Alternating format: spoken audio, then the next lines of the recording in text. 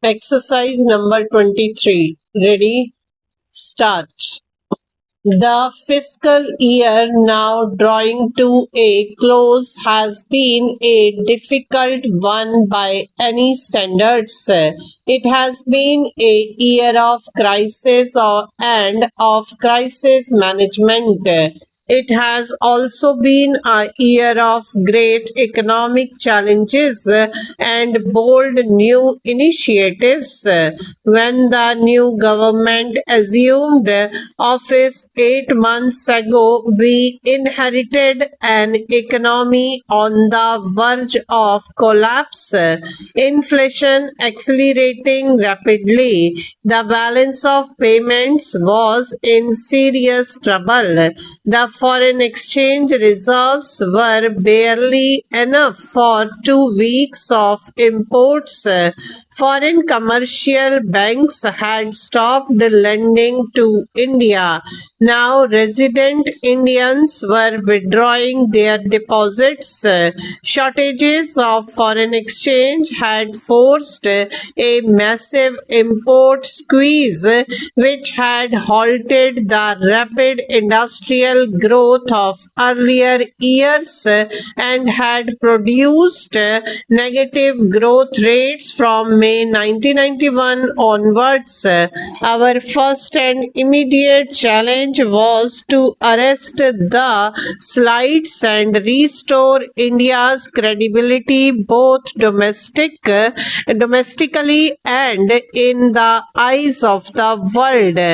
To achieve this objective, we had to make immediate measures to avert a default in international payments and also take steps to restore macroeconomics balance in the economy in the short run with a view to controlling inflation and reducing the balance of payments deficit to a manageable level.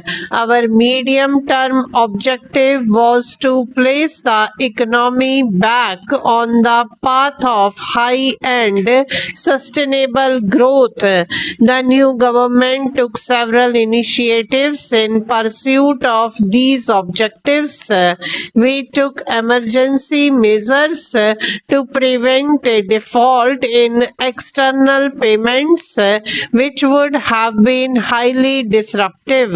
The previous government had already decided to use a part of the gold held by the Reserve Bank of India to mobilize temporary liquidity abroad.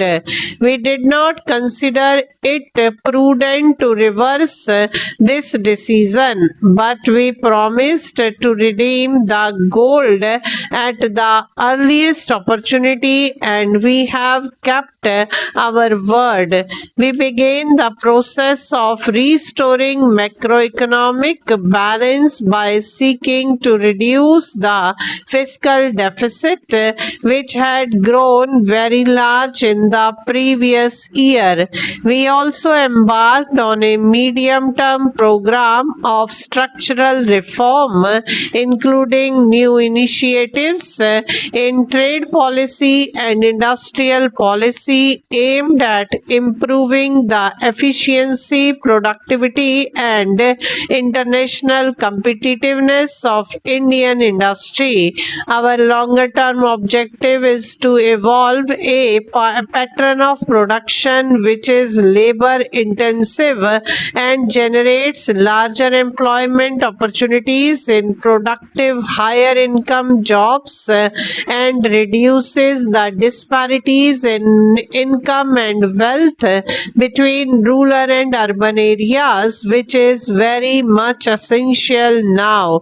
Stabilization and structural adjustments are never painless or quick, especially when we are dealing with imbalances and structural rigidities which have built up over several years to bring the economy back to a path of rapid and sustainable growth. A firm commitment to austerity, the pursuit of excellence, and the promotion of efficiency and productivity for the benefit of the common people has to be an integral part of this effort. Given our limited resources, our people cannot afford to copy the soulless consumerism and the wasteful lifestyles of the affluent countries of the West. Conspicuous consumption has to be actively discouraged. The virtues of thrift have to be emphasized. The honors of wealth, as Gandhiji used to say, must learn to regard themselves as trustees of society. We cannot postpone structural reform and adjustment, but we must ensure that the burden of adjustments on the poorer and the weaker sections of our society is reduced to the maximum possible extent. We are traveling through difficult and uncharted terrain where no action is without attendant risks, and success will not always be immediate. We need patience, perseverance, and national cohesion if we are to succeed. It has been alleged by some people that the reform program has been dictated by the IMF and the World Bank. We are founder members of these two institutions, and it is our right to borrow from them when we need assistance in support of our programs. As lenders, they are required to satisfy themselves about our capacity to repay loans, and this is where conditionality comes into the picture. All borrowing countries hold discussions with these institutions on the viability of the programs of which assistance is sought. We have also held such discussions. The extent of conditionality depends on the amount and the type of assistance sought.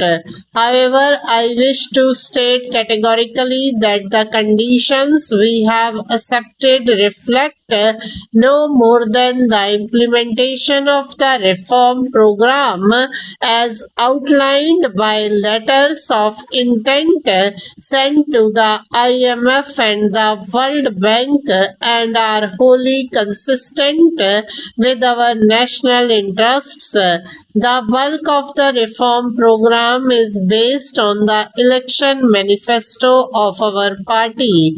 There is no question of the government ever compromising our national interests. Of our policies will take time to materialize.